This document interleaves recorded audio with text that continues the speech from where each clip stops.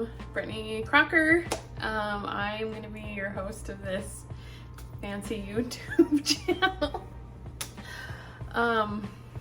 Stick around for lots of awkward because I don't do anything straight.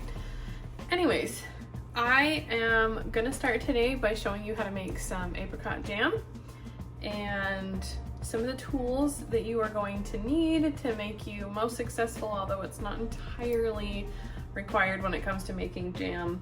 I just use them. It's terribly simple with these tools and devices, and I will link them down in the description below. That way you guys can just jump right on and grab them if you feel like you want to use them. So first off is this thing. I don't know any of the technical names for these things other than this is gonna help go kind of through the bottle so you can easily put your product, whatever you're making, in there. I guess you can call it a funnel. Maybe that's what it is. No one tells me these things. Next up is going to be this little device. It's a nice handy little tool. Got a magnet right there on the end. That way you can easily pull out your lids and your rings and stuff from the boiling pot of hot water. Next tool, I don't use this one too terribly much. Kind of depends. I haven't used it like this round. I haven't used it for jam. I have used it in the past when I've done pickling, specifically when I know I'm gonna need to be real specific on how much room I'm leaving from the product to the lid. But this one is doohickey number 3. It's just a little step down. It kind of gives you measurements along the way right here. This recipe, I believe, called for 1/4 of an inch headspace. So, this little device, my little tongs, these are fantastic getting my containers in and out of the water, putting them in my water bath, even just to sanitize them. I use these a lot. They grip very nicely right at the top of the lid. And the next one I highly recommend, although it's not entirely required. I went a while making canning and doing things like that without it, but I highly suggest like a big pressure cooker kind of pot like this one, simply because it has this nice little device. You can put all of your bottles and everything in this, just come right on over, put it in the water, and then just pull it out to the side, load it up that way. Super convenient, super easy, but you don't have to have it. This book in particular, this ball preserving canning book, you can find it probably, honestly, at any bookstore. I'm sure you can find it online. If I find it, I'll link it below in the description. But honestly, guys, I consider this the holy grail of anything bottling, canning, jams, pickling, you name it, it's in here. I love this book. I can't suggest it enough. You need this. So I started out with 10 pounds of apricots, but the recipe only calls for 4 pounds, roughly. So I'm gonna measure out, again, roughly, and then we'll go from there. Once you have measured out all of your apricots, rinse them off, double check one more time, get all the bad ones out, the ones that are too squishy, and then you're ready for the next step. Now that you've got everything rinsed and ready to go into a boiling pot of hot water, you're going to start blanching your apricots. So I took just a little bit at a time, put them in. You only want to leave them in for about 30 to 60 seconds at most, and you definitely don't want to overdo it.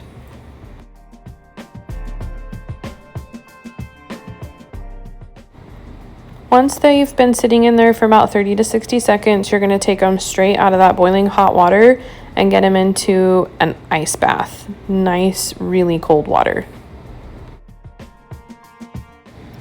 I apparently didn't get the camera totally in view, but once you're done blanching them and they've been sitting in the ice bath for just a minute, you're going to start peeling off all of the skins from your apricots. And to give you some perspective without speeding it up, this is how long it takes. Remember all those tools that I couldn't figure out what half the names were? They're in use here. And as you can see, I'm just getting my cans into the boiling hot water, getting them sanitized and hot and ready for when the jam's ready to go in them. And then from here, all of those peeled apricots, we're just going to mash them all together.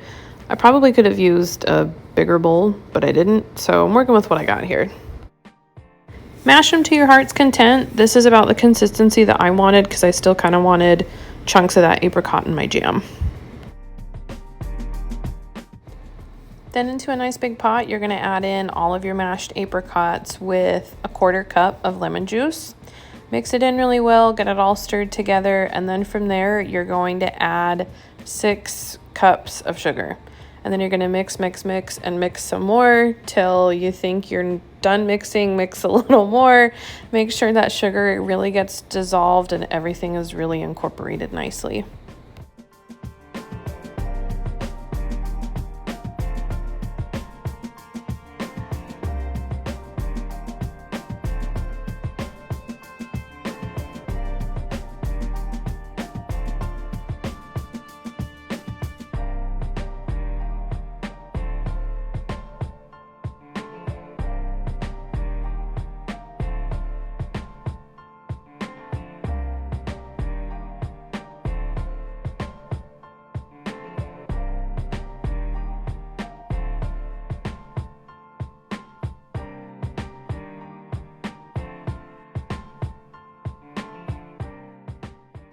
After everything's mixed together, you're going to bring it to a high heat and boil it for probably about 5-ish minutes until it gets nice and thick.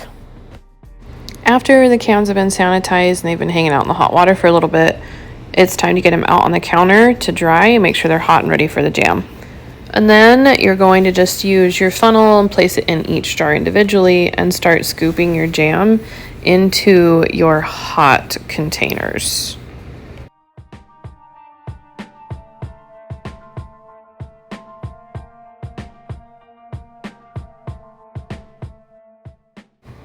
Now that you've got all of your jam into your containers, I fold a little paper towel into a nice little square, put some vinegar on it, and then you're going to wipe the rims before you start getting your lids on. Once those are all wiped down, then it's time to put your lids on, and you don't want them too tight, but you want to get them on there nice and snug. So I failed to show you guys how to load them onto this little device that goes into the counter. But here they are coming out. They've spent 15 minutes in the water, and now I'm just going to pull them out and put them on the counter and let them start to cool. And there you've got it. You've got some beautiful, fresh, homemade apricot jam.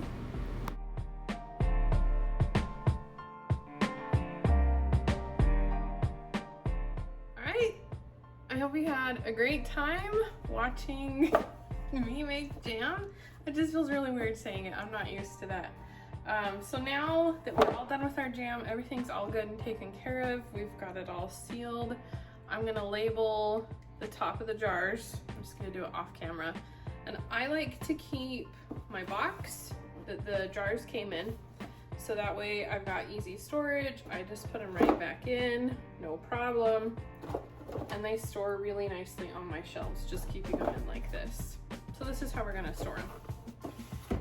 I just wanted to say a huge thank you for watching my first YouTube video. I promise the awkwardness does continue, so stick around for that. And I will be posting as much as I can, whenever I can, and sharing just tips and tricks along the way. Tips and tricks, not tips. Up next, that I will be showing you guys, as I would like to try out a recipe that I found on Facebook for peaches and cream oatmeal cookies. So stick around for that if you feel so inclined. Like and share, I would really appreciate that, and I'll catch you on the flip side.